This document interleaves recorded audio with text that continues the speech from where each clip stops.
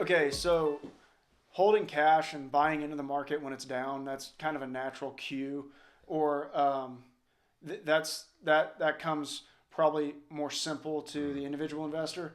But there are some other things we can do when the market's down. Yeah.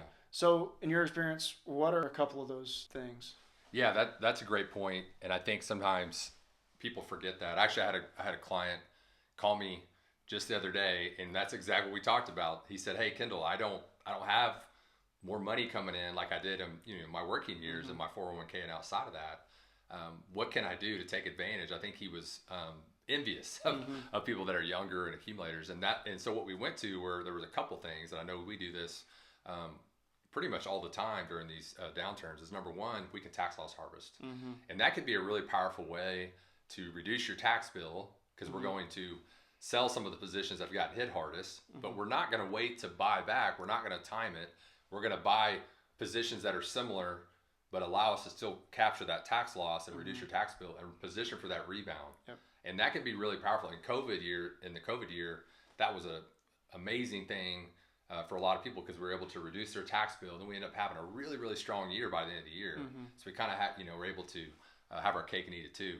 The other thing, which I know you've been busy with this, a lot of our advisors have been busy, is, and I mentioned this to this client, is Roth conversions. This is a client that we've been doing Roth conversions each year, and typically we do them towards the end of the year. But when these market downturns happen, in this case, he was going to convert about $100,000 of his traditional IRA.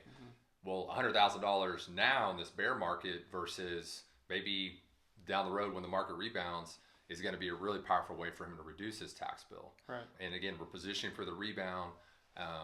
And then as you're always talking about, the client won't ever have to pay taxes again. That's right. on that conversion. So that can be a really powerful way. So those are a couple ideas that have nothing to do with, whether you have more money to invest or not. Right. Yeah, absolutely. And, I think, as first tax loss harvesting, like you said, you can get into a similar fund without losing exposure to the market. Yeah.